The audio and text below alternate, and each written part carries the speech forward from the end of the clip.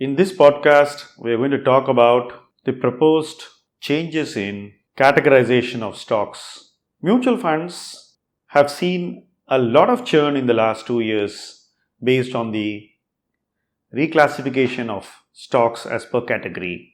The top 50 stocks were called as the large caps, and progressively we decided that anything beyond the 250th stock would be a small cap.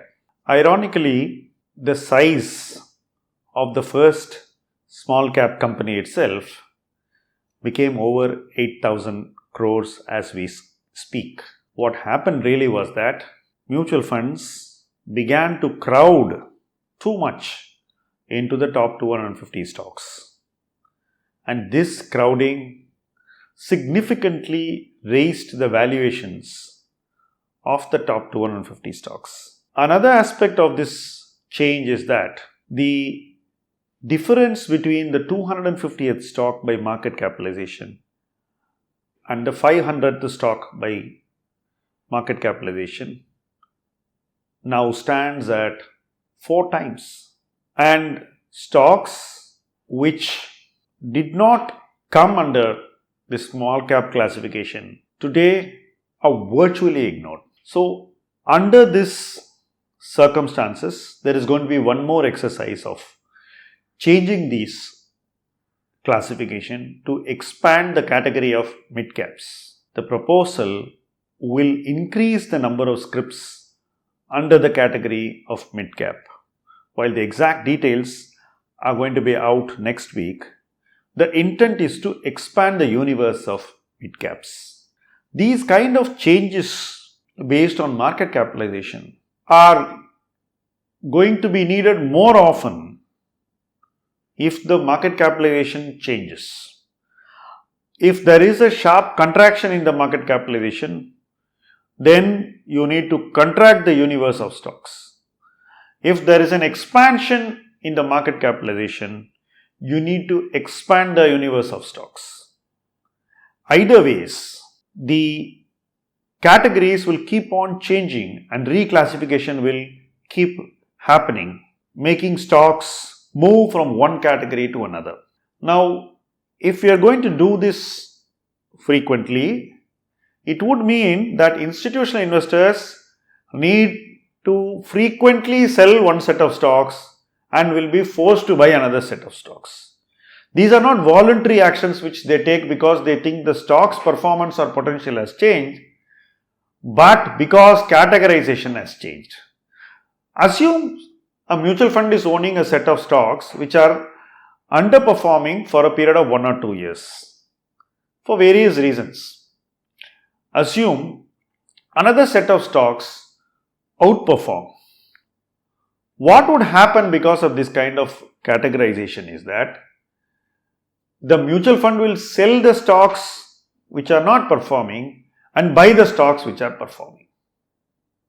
Effectively, as an unintended consequence, momentum investing is playing a bigger and bigger role in institutional investing. And that definitely was not the intent behind bringing this concept. This concept was aimed at only helping the managers stick to the scheme in letter and spirit. But the outcome will probably be exactly to the contrary. Expanding or contracting the universe based on relative performance is essentially not going to capture future performance. It is only going to capture past performance, which means the entire investment philosophy and application of an investment manager or a fund manager will become increasingly based on past performance and heavily based on recency bias.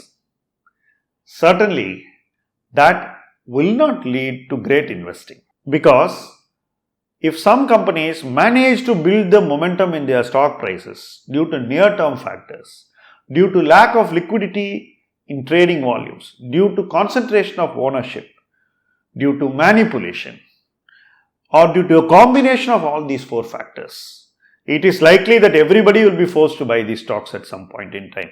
Now, that can lead to a place where when the markets discover some other factors which run contrary to a positive sentiment, or when negative news comes into such companies, everybody will be queuing up at the exit door. Now, this will probably lead to more volatility than we had in the earlier systems. The intention to stick to the letter and spirit of a mutual fund scheme is well founded. Nobody can dispute that. But translation of that intention into action needs to be done with a better working model.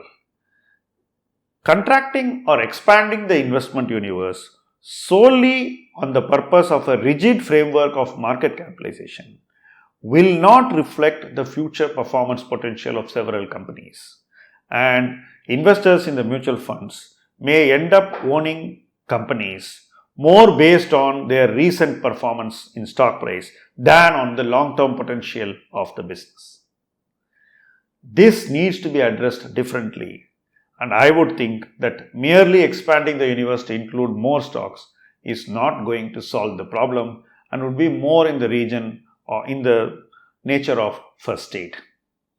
We need a more holistic approach to ensure that categorization of stock is more rational and based on multiple variables than on a single variable. Thank you very much. Do keep watching our channel, subscribe to our channel and stay tuned.